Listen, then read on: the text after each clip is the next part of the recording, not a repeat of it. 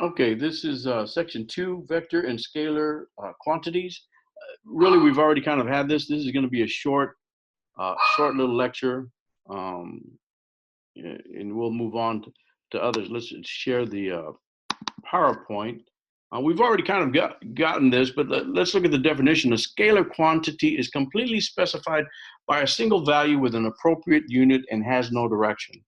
A vector quantity is completely specified by a number with an appropriate unit, the magnitude of the vector plus a direction. Where have we seen this already? We've seen it in discussing the difference between a velocity and a speed. Velocity is a vector quantity. It's a speed in a particular direction, 30 miles per hour north, 6 meters per second at 30 degrees. It has a number and a direction. A scalar quantity is just a number, something that's 6 kilograms. That's just a mass. There is no direction. There's a direction of force. The force is downward if it's resting on a table, but if it's just 6 kilograms, that's just a mass. That's a scalar quantity. Speed, if we're just concerned about a vehicle speed and not its direction, then the speed is a scalar quantity. So we've already gotten a taste of this when we've discussed the difference between a velocity and speed.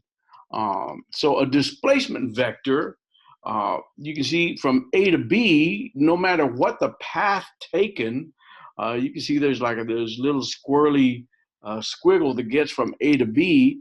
There's a distance covered.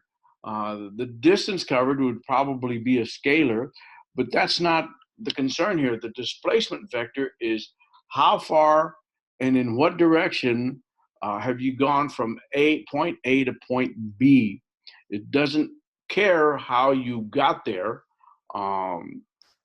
It's just a matter of what the difference is from point A to point B. So if somebody running the 400 meter, he starts at a location, especially if he's on the inside track. If he's on the inside track, he starts from the starting blocks, runs 400 meters, and guess what? He crosses the finish line at the exact same spot where he started. So his displacement during that 400 meter race is 0. His distance is 400 meters, but his displacement of where he started and where he crosses the finish line is 0. Okay, let's do a couple of quizzes. Which of the following are vector quantities and which are scalar quantities?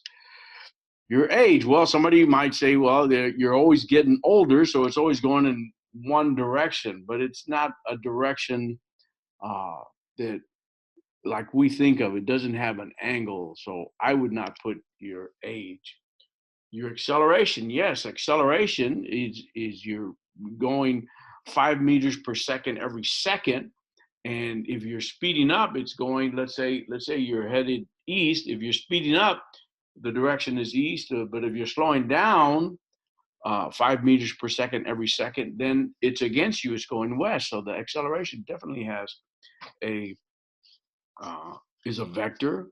Velocity, again, as opposed to speed, velocity is a vector. Of course, we have speed. Well, we just said that speed doesn't matter which direction you're going.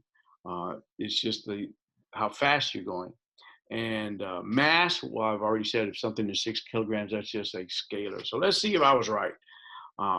Your age is a scalar, acceleration and velocity are both vectors, and speed and mass are scalars. I don't know why mass is capitalized, but so be it.